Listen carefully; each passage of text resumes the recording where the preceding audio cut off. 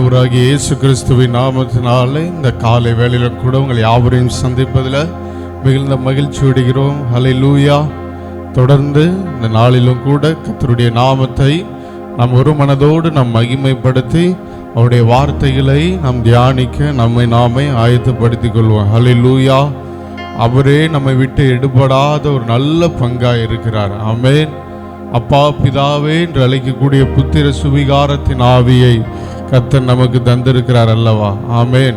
அந்த நல்ல தேவனை இந்த அதிகாலை வேளையில் நாம் ஒரு மனதோடு நாம் மகிமைப்படுத்தி நாம் பாடுவோம். எப்படி நான் பாடுவேன், என்ன சொல்லி நான் துதிப்பேன்ங்கிற பாடலை நாம் இருக்கிற இடங்களில் நாம் ஆண்டுடைய நாமத்தை நாம் மகிமைப்படுத்தி நாம் பாடுவோம். ஆமென்.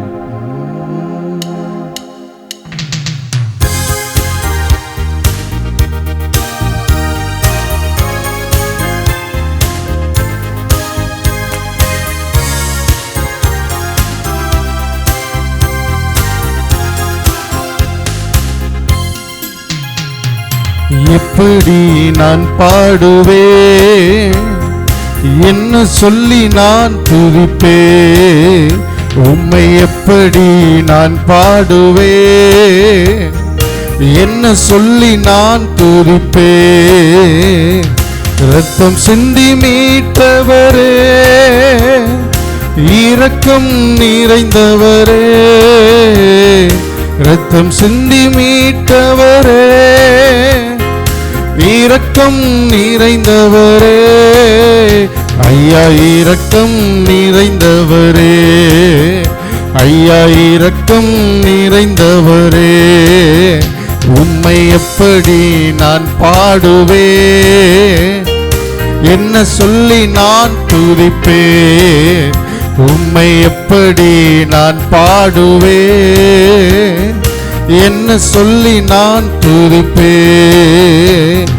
அபிஷேகித்து ஆணைப்பவரே, ஆறுதல் நாயகனே, அபிஷேகித்து ஆணைப்பவரே, ஆறுதல் நாயகனே, ஆறுதல் நாயகனே, எங்கள் ஆறுதல் நாயகனே, உம்மை எப்படி நான் பாடுவேன், என்ன சொல்லி நான் துதிப்பேன். உந்தன் பாதம் அமர்ந்திருந்து ஓயாமல் முத்தம் செய்கிறேன், உந்தன் பாதம் அமர்ந்திருந்து நான் ஓயாமல் முத்தம் செய்கிறேன், ஐயா ஓயாமல் முத்தம் செய்கிறேன், உம்மை ஓயாமல் முத்தம் செய்கிறேன், உம்மை எப்படி நான் பாடுவேன், என்ன சொல்லி நான் துதிப்பேன், ஐயா எப்படி நான் பாடுவேன், என்ன சொல்லி நான் துதிப்பேன்.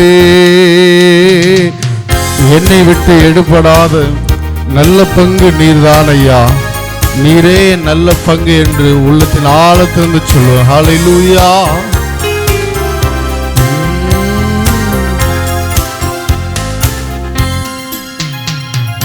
என்னை விட்டு எடுபடாத என் நல்ல பங்கு நீர்தானையா, என்னை விட்டு எடுபடாத நல்ல பங்கு நீர்தானையா, நல்ல பங்கு நீர்தானையா, என் நல்ல பங்கு நீர்தானையா, உம்மை எப்படி நான் பாடுவேன், என்ன சொல்லி நான் துதிப்பேன், உம்மை எப்படி நான் பாடுவேன், என்ன சொல்லி நான் துதிப்பேன். ஊளையான சேற்றி நின்று என்னை தூக்கி எடுத்தவரே, ஊளையான சேற்றில் நின்று என்னை தூக்கி எடுத்தவரே, என்னை தூக்கி எடுத்தவரே, என்னை தூக்கி எடுத்தவரே, உம்மை எப்படி நான் பாடுவேன், என்ன சொல்லி நான் துதிப்பேன், உம்மை எப்படி நான் பாடுவேன், என்ன சொல்லி நான் துதிப்பேன். ஆம் கர்த்தாவே, இந்த அதிகாலை வேளை நீர் செய்த நன்மைகளை நினைத்து உம்மை நாங்கள் பாடி உம்மை மகிமைப்படுத்துகிறோம். ஆண்டவரே, இந்த நல்ல நாளிலும் கூட கர்த்தர் எங்கள் ஆயுசு நாட்களை கூட்டி கொடுத்ததற்காக எமக்கு நன்றி செலுத்துகிறோம். அப்பா, தொடர்ந்து உம்முடைய வார்த்தையின் மூலமாய் இது எங்களோடு பேசுவீராக. உம் அண்டையில் நாங்கள் வந்திருக்கிறபடியினால் நாங்கள் ஆண்டவரே ஒருபோதும் வெட்கப்பட்டு போகாதபடி எங்களை வழி நடத்துகிற தேவாதி தேவனை உம்மை துதிக்கிறோம்.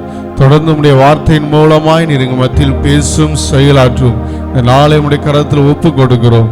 மீட்பர் இயேசுவின் மூலம் நல்ல பிதாவே, ஆமென். ஹல்லேலூயா. அன்பான நல்ல தேவ பிள்ளைகளே, இந்த அதிகாலை நேரம் நாம் பல நிலைகளில் இருக்கிற நாம் ஒன்று சேர்ந்து தேவ சன்னிதானத்தில் ஆவிலே ஒருமைப்பட்டு இருக்கிறோம்.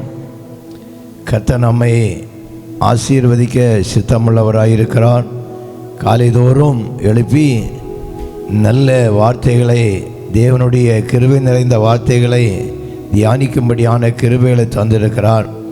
அருமையான தேவ பிள்ளைகளே, கலாத்திய நிருபம் 5வது அதிகாரம் 19, 20, 21 வசனங்களை நீங்கள் பார்க்கும் பொழுது அங்கே மாம்ச கிரியைகள் தெளிவாக எழுதப்பட்டிருக்கிறது. இந்த மாம்ச கிரியைகளை நாம் தேவ ஆவியினாலே அழித்து ஒரு ஜெயமான வாழ்ந்தால் மட்டுமே நித்திய ஜீவனை நாம் அடைந்து கொள்ள முடியும், பரலோக பாக்கியத்தை நாம் அடைந்து கொள்ள முடியும் என்பதனை நாம் அறிந்து கொள்ள வேண்டும். இந்த மாம்ச கிரியைகளை நாம் ஒன்றொன்றாக தியானம் பண்ணி கொண்டு வருகிறோம். இந்த நாளிலே கூட 7வது கிரியையாகிய பகைகள் என்ற தலைப்பில் நாம் அந்த கிரியைகளை பகுத்தறிந்து இதிலிருந்து எப்படி நாம் விடுதலை பெற்று மகிழ்ச்சியோடு வாழ முடியும் என்று சொல்லக்கூடிய அந்த பகுதிகளை நாம் தியானிக்க, பரிசுத்த ஆவியின் துணையோடு தியானிக்க வாஞ்சிக்கிறோம். அருமையான தேவ ஜனமே, கடைசி நாட்களில் நீங்கள் பார்ப்பீர்களானால் 2 தீமோத்தேயு 3வது அதிகாரம் 2 தீமோத்தேயு 3வது அதிகாரம் 1-5 வசனங்களை நீங்கள் பார்ப்பீங்களானால் கடைசி காலங்களிலே கொடிய நாட்கள் வரும் என்று நீங்கள் அறிய வேண்டும். சுவாப அன்பில்லாதவர்களாயும், இணங்காதவர்களாயும், அவதூறு செய்கிறவர்களாயும், இச்சையடக்கம் இல்லாதவர்களாயும், கொடுமை உள்ளவர்களாயும், நல்லோரை பகைக்கிறவர்களாயும், தேவ பக்தியின் வேஷத்தை தரித்து அதன் பலனை மறுதளிக்கிறவர்களாக இருப்பார்கள். இப்படிப்பட்டவர்களை விட்டு நீங்கள் விலகுங்கள்.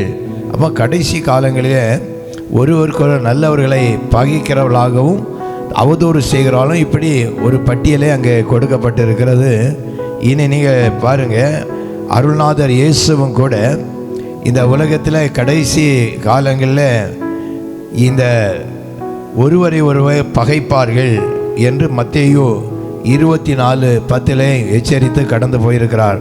இந்த பகைகள் ஒரு மனுஷனை ஒருவருக்கொருவர் விரோதங்களை உண்டு பண்ணி இப்படி அழிவுக்கு நேராய் கொண்டு போய்விடும் என்பதனை நீங்கள் அறிய வேண்டும். முதலாவது, இந்த பகைகள் எப்படி வருகுதுன்னு பார்க்கும் பொழுது மனுஷனுக்கும் தெய்வத்துக்கும் இடையே பகையை பிசாசானவன் உண்டு பண்ணி விடுகிறான். இன்னும் பழைய ஏற்பாட்டின் பகுதியில் பாருங்கள், நியாயப்பிரமாணத்தின் மூலமாக மனுஷனுக்கும் தெய்வத்துக்கும் இருந்த அந்த பகையாகிய நடுச்சோரை தகர்த்து ஆண்டவர் சிலுவையில் வெற்றி சிறந்து பகையை சிலுவையிலே கொண்டு நமக்கு ஒரு மீட்பை உண்டு பண்ணினார் என்று சொல்லி வாசிக்கிறோம். எபேசியர் நிருபம் 2வது அதிகாரம் 15வது வசனத்தையும் 16 வசனத்தையும் நான் வாசிக்கிறேன், கவனிங்கள். சட்டத்திட்டங்களாகிய நியாயப்பிரமாணத்தை தம்முடைய மாம்சத்தினாலே ஒழித்து இருதரத்தாரையும் தமக்குள்ளாக ஒரே புதிய மனுஷனாக சிருஷ்டித்து இப்படி சமாதானம் பண்ணி பகையை சிலுவையிலே கொன்று அதனாலே இரு தரத்தாரையும் ஒரே சரீரமாக தேவனுக்கு ஒப்புரவாக்கினார். ஆண்டவர் பகையை சிலுவையிலே கொன்றவர், சட்டத்திட்டங்களை உடைத்தவர், நம்மை தேவனோடு ஒப்புரவாக்கினவர். அவராலே மட்டும்தான் நாம் இந்த பகையை வென்று ஒரு வெற்றியான வாழ்வு வாழ முடியும். அருமையான தேவச்சனமே, இந்த பகைகள் எப்படி உருவாக்கப்பட்டு வருகிறது என்று சொல்லி நீங்கள் அதை பகுத்தறிந்து அந்த பகையிலிருந்து நாம் விடுதலை பெறுவதற்கான வழி மார்க்கத்தையும் ஆண்டவர் உண்டு பண்ணி வைத்திருக்கிறார். இன்னும் நீங்கள் பாருங்கள், 1 யோவான் 3:15 பார்த்தீங்களா? ஆனால் சகோதரனை பகைக்கிறவன் கொலை பாதகரனாயிருக்கிறான், நித்திய ஜீவன் அவனுக்குள் இராது. ஒருவருக்கொருவர் சகோதரருக்குள்ளாலே பகையை உண்டு பண்ணக்கூடிய கிரியைகள் இந்த உலகத்தில் கடைசி நாட்களில் நடந்து கொண்டு இருக்கிறது. இந்த சகோதரனுக்கிடையில் பிரிவினை வரும் பொழுது அவன் சகோதரனை கொலை செய்கிறவனாக மாறிவிடுகிறான். அது மட்டுமல்ல, அவன் நித்திய ஜீவனை அடைந்து கொள்ள முடியாது என்று தேவனுடைய வார்த்தை எச்சரிக்கிறது. ஆதியாகமம் 4வது அதிகாரம் 5வது பாருங்க.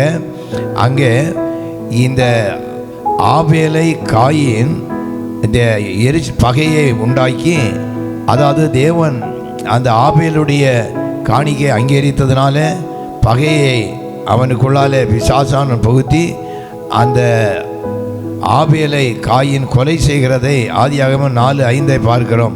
அதில் தான் எழுதப்பட்டிருக்கு, அவனுக்கு எரிச்சல் உண்டாகி முகநாடி வேறுபட்டு தன்னுடைய சகோதரன் ஆகிய ஆபேலை கொலை செய்து விட்டான். சகோதரிடத்துக்களை ஒருவருவருக்குற அந்த பகையை உண்டு பண்ணி மனுஷனை சகோதரனை கொலை செய்யக்கூடிய அளவுக்கு அந்த பகைகள் கடந்து போகிறதை நாம் பார்க்கிறோம். இன்னும் வேண்டாத வார்த்தைகள் நமக்கு பகையை உண்டு பண்ணும் என்று சொல்லி சங்கீதம் 109:3 பாருங்க. தேவையில்லாத வார்த்தைகள் நம்ம ஒருவருக்கொருவர் பேச ஆரம்பிக்கும் பொழுது அது பகை உண்டாகிறது. அதுதான் ஆண்டவர் எச்சரித்தார். மல்கியா 3:16 நீங்கள் பார்க்கும் பொழுது மனுஷர் பேசும் சங்கீதம் இல்லை, மத்தேயு 12:36 பாருங்க. மனுஷர் பேசும் வீணான வார்த்தையின் மூலமாக நியாய தீர்ப்பு நாட்களில் கணக்கு ஒப்பிக்க வேண்டும். ஆம், அருமையான தேவச்சனமே, கர்த்தருக்கு பயந்தவர்கள் ஒருவர் பேசிக்கொள்வதை கர்த்தர் கவனமாய் கேட்டு அங்கே ஞாபக புஸ்தகத்தில் எழுதி வைப்பார் என்று சொல்லி மல்கியா 3:16 எழுதப்பட்டிருக்கிறது. 1 கொரிந்தியர் 15:33 பாருங்கள். ஆகாத சம்பாஷணைகள் நல்ல ஒழுக்கத்தை கெடுக்கும். அதனால் நாம் பேசக்கூடிய வார்த்தைகள் எப்படி நாம் பேசுகிறோம், மற்றவர்களுக்கு பகைகளை உண்டாக்கக்கூடிய வார்த்தைகளை நாம் பேசுகிறோமா என்று சொல்லி பகுத்தறிந்து கிருபை உள்ள தேவனுடைய வார்த்தைகளை நான் அதிகமாய் பேசுவதற்கு பேச்சை குறைத்து இந்த பகையை குறைக்கும்படியான கிருபைக்கு நேராய் நாம் வழி நடத்தி செல்ல ஆண்டவர் நமக்கு அனுகிரகம் செய்வாராக. இன்னும் பாருங்கள், நீதிமொழிகளை 29:10 நீங்கள் பார்க்கும் பொழுது, இரத்த பிரியர்கள் உத்தமனை பகைக்கிறார்கள். இரத்த வரியோடு கொலை வரியோடு வாழக்கூடிய ஜனங்கள் உண்டு, அவர்கள் உத்தமனை பகைக்கிறார்கள் என்று தேவனுடைய வார்த்தை சொல்லுகிறது. இன்னும் நீங்கள் பார்ப்பீர்களானால் இந்த உலகத்தில் குடும்பங்களில் நான் வாழும் பொழுது பட்சபாதம் காட்டுகிறவர்களாய் வாழும் பொழுது நமக்கு சகோதரிடத்தில் குடும்பத்தில் பகைகள் உண்டாகிறது. இன்னும் நீங்கள் பாருங்கள், ஆதியாகமம் 27:15-17 வசனங்களை நீங்கள் பார்ப்பீர்களானால், ரெபெக்காள் அந்த யாக்கோபிடத்தில் பட்சமாக இருந்தபடினாலே அந்த நல்ல ஆசிகளுக்கு எதிராக ஆசீர்வாதங்களை எப்படியாவது இந்த யாக்கோபுக்கு பெற்றுக் கொடுக்க வேண்டுமே என்று சொல்லி தவறான வழிமுறைகளோடு அந்த அதிகமாக யாக்கோபை சிநேகித்து ஏசாவை வருத்ததினாலே அங்கே குடும்பங்களில் பகை உண்டாயிற்று என்று சொல்லி அதை நாம் வாசிக்கிறோம். இன்னும் பாருங்கள், இந்த ஆதியாகமம் 37:4 பார்த்தா அங்கே யாக்கோபு இந்த இளைய மகனாகிய யோசேப்பை அதிகமாய் சிநேகித்ததினாலே அங்கே ஒருவருக்கொருவர் சகோதரிடத்தில் பகை உண்டாயிற்று என்று அங்கே எழுதப்பட்டிருக்கு. அது மட்டுமல்ல, இன்னும் பகைகள் எப்படி எழும்புது பாருங்கள். ஒரு குடும்பத்தில் ஒரு மனுஷனுடைய வாழ்வு தடுக்கும் பொழுது அவன் ஆசீர்வாதத்தை பெற்றுக்கொள்வதற்கான தரிசனத்துக்கு நேராக கடந்து போகும் பொழுது மற்றவர்கள் பகைக்கிறார்கள் என்று வேதம் சொல்லுகிறது. இங்கே ஆதியாகமம் 37:5 நீங்கள் பார்ப்பீர்களானால் அங்கே யோசேப்புக்கு ஆண்டவர் நல்ல தரிசனத்தை கொடுத்து வருங்கால வாழ்வு ஆசீர்வாதமாக இருப்பதை அவர் முன்குறித்த உடனேயே சகோதரருக்கு இடையில அந்த பொறாமை கொண்டாயி அல்லது பகை உண்டாகி அந்த யோசேப்பை கொலை செய்வதற்காக எத்தனம் பண்ணி அநேக காரியங்களை செய்து அங்கே இன்னும் அந்த எகிப்துக்கு விற்று போட்டதை நாம் பார்க்கிறோம். அதனாலே இந்த பகைகள் பட்சபாதம் இல்லாதபடி குடும்பத்தில் எல்லாரையும் ஒன்று போல நேசிக்கக்கூடிய அந்த நல்ல கிருபைகளை நீங்கள் ஆண்டவரிடத்தில் இருந்து பெற்றுக்கொள்ளும்படிக்கு அதை வாஞ்சிக்க வேண்டும். அருமையான தேவ ஜனமே, இன்னும் நீங்கள் பாருங்கள், கர்த்தருடைய நாமத்தின் நிமித்தம் கடைசி நாட்களில் நாம் பகைக்கப்படுவோம் என்று எழுதப்பட்டிருக்கிறது. மத்தேயு சுவிசேஷம் 10:22, 24:9, மார்க்கு 13:13, லூக்கா 21:17 இந்த வசனங்களை எல்லாம் பார்த்தீங்களானால் ஆண்டவர் முன்குறித்திருக்கிறார். இயேசு கிறிஸ்துவின் நாமத்தை நாம் பிரஸ்தாபம் பண்ணும் பொழுது, நன்மையான வாழ்வுக்கு நேராய் ஜனங்களை வழிநடத்த கடந்து போகும் பொழுது, நல்லவர்களை அல்லது ஆண்டவருடைய பிள்ளைகளை நன்மை செய்கிறவர்களை பகைக்கிறவர்களாய் ஜனங்கள் எழும்புவார்கள். இந்த நாட்களில் தியாகத்தோடு சுவிசேஷத்தை அறிவிப்பதற்கு மலை நாடுகளிலும் எப்படியாவது மக்களை கர்த்தர் பக்கமாய் திருப்ப வேண்டும் என்று சொல்லி ஆத்தும மரத்தோடு கடந்து போகிறவர்களுக்கு எவ்வளோ நெருக்கங்கள் போராட்டங்கள் கொடுக்கிறார்கள் என்பதனை நீங்கள் பகுத்தறிந்து கொள்ளுங்கள். அதனால் இப்படிப்பட்ட பகைகள் எழும்பும். இன்னும் பாருங்கள், ஊழிய களங்களில் கூட ஒருத்தருக்கு ஒருவர் பொறாமை கொண்டு பகை உள்ளவர்களாய் காணப்படுக. ஒரு திருச்சபைக்கு இன்னொரு திருச்சபை பிடிக்க மாட்டேங்கிறது, இன்னும் ஒருவனுக்கு இன்னொருவனை பிடிக்க மாட்டேங்க இருக்குது. அதுதான் ஏசாயா தீர்க்கதரிசியின் புத்தகம் 65:5 சொல்லுகிறது. இப்படி சகோதரர் ஒருவருக்கு ஒரு பகைகளை உண்டாக்கி கர்த்தர் மகிமைப்படுவார்களாக என்று சொல்லுகிற வார்த்தையை கேட்கிறோமே. அநேகர் பாருங்கள், ஒருவருக்கொருவர் பகைகளை உண்டாக்கி ஒரு திருச்சபைக்கு விரோதமாய் ஒரு திருச்சபைக்காகவும் இப்படி பகைகளை உண்டாக்கி கர்த்தர் மகிமைப்படுவாராக என்று சொல்லி கொண்டிருக்கிறார்கள் என்று சொல்லி வேதம் அங்கே முன்குறிக்கிறது. அதனாலே நாம் எல்லாரும் ஒன்று போக ஒரே ஐக்கியத்தோடு கிறிஸ்தேசுடைய சிந்தையோடு ஐக்கியத்தோடு பகையிலின்றி அமைதியாய் வாழ கர்த்தரிடத்தில் அந்த கிருபையை நாம் பற்றி கொள்ள வேண்டும். இன்னும் நீதிமொழிகள் 19:7 பார்த்தீங்கன்னா அங்கே எழுப்படி தரித்திரரை மற்ற சகோதரர்கள் கூட பகைக்கிறார்களே என்று எழுதப்பட்டிருக்கிறது. அதனால் நீ ஆண்டுடைய வார்த்தை சொல்வது, நீங்கள் தரித்திரர்களை நினைத்து கொள்ளுங்கள், தரித்திரரை சிநேகியுங்கள் என்று சொல்லி ஆண்டுடைய வார்த்தை சொல்லுகிறது. இன்னும் பரியாசக்காரர்கள் எழும்ப இந்த பகை அதிகமாய் உண்டாகும். நீதிமொழிகள் 9:8 நீங்கள் பார்த்தீங்களானால் இந்த பரியாசக்காரர்களிடத்தில் நாம் கலந்து போகக்கூடாது, பரியாசக்காரனை கடிந்து கொள்ளவும் கூடாது. இந்த பரிகாசக்காரர்கள் எழும்ப அந்த பகைகள் அதிகமாக எழும்பிக் கொண்டே இருக்கும். அதுதான் ஆண்டுடைய வார்த்தை சங்கீதம் 1 சொல்லும் பொழுது, பரியாசக்காரர்கள் உட்காரக்கூடிய இடத்துல நாம் உட்காரக்கூடாது, கர்த்தரை அண்டிக் கொண்டு வேதத்தில் பிரியமாய் வாழ்வது ஒரு பாக்கியமான வாழ்வுக்கு நேராக வழிநடத்தப்படும் என்று சொல்லி நாம் அறிந்து கொள்ள வேண்டும். இன்னும் பாருங்கள், நீதிமொழி 26-24 பாருங்கள், உள்ளத்திலே கபடத்தை வைத்து சூதுகளை பேசி பகைகளை உண்டாக்கக்கூடிய மனிதர்கள் எழும்புவார்கள் என்று சொல்லி வேதத்தில் எழுதப்பட்டிருக்கு. அருமையான தேவ பிள்ளைகளே, இப்படிப்பட்ட நிலைகளெல்லாம் அறிந்து பகையை சிலுவையிலே கொன்று ஒப்புரவாக்கிற தேவனை அண்டிக் கொண்டு எல்லாரிடத்திலும் இணக்கமாய் அன்பாய் சகோதர சிநேகத்தோடு கிறிஸ்தேசுடைய சிந்தையோடு வாழ்வதற்கு நம்மை ஆயத்தப்படுத்தி கொள்வோம். கர்த்தர் நம்மை ஆசீர்வதிப்பாராக. சில நிமிடங்கள் அப்படி இணைந்து நாம் செபிக்க ஆரம்பிப்போம். ஹல்லேலூயா. எங்கள் அன்பான தெய்வமே, பகையை சிலுவையிலே கொன்று எங்களை உம்மோடு ஐக்கியப்படுத்தி ஆண்டுடைய சன்னிதானத்துக்கு நேராய் அரவணைத்து கொண்டிருக்கிற நல்ல தெய்வமே, இந்த உலகம் ஆண்டுடைய பொல்லாத பிரபஞ்சம் ஆண்டுடைய பல நிலைகளிலே கடந்து போனாலும் எங்கள் ஆண்டவர் எங்களை அன்போடு அரவணைத்து நாங்கள் கிறிஸ்தியேசுடைய சிந்தையோடு இரத்தத்தினால் தெளிக்கப்பட்ட அனுபவத்தோடு தைரியமாய் கிருபாசனத்தில் அண்டையில் சேர்ந்து தேவனோடு இசைந்து வாழக்கூடிய நல்ல வாழ்வை எங்களுக்கு வைத்திருக்கிறீர். அப்படியே ஒருவருக்கு ஒரு அன்போடு சிநேகத்தோடு இணக்கத்தோடு சகோதர சிநேகத்தோடு வாழ்வதற்கான நல்ல கிருபைகளை எங்களுக்கு இந்த அதிகாலையிலே தந்து ஆண்டவரே, புருஷன் மனைவி இடத்துல குடும்பத்தில் எல்லா இடங்களிலேயும் நாங்கள் ஆண்டவர் ஒப்புரவாகுதலோடு ஒப்புரவாகுதல் ஊழியத்தை செய்து மகிழ்ச்சியோடு இந்த உலகத்தில் வாழும்படியான நல்ல கிருபைகளை ஒவ்வொரு ஜனங்களுக்கும் நீர் அருளி செய்ய வேண்டும் என்று இரட்சகராகிய இயேசு கிறிஸ்து நாமத்தினாலே ஜெபிக்கும் பொழுது ஜெபங்களும் எங்கள் நல்ல பிதாவே, ஆமேன். கர்த்தர் நம்மை ஆசீர்வதித்து காக்க கடவர். கர்த்தர் தம்முடைய முகத்தை நம்மேல் பிரகாசிக்க பண்ணி இன்னுமென்றும் சதா காலங்களிலும் உறுதியாக வாழ்ந்து செழித்திருப்பதற்கு பிதா, குமாரன், பரிசுத்த ஆவியானவராகிய திரியதேவம் அருள் புரிவாராக. ஆமென்.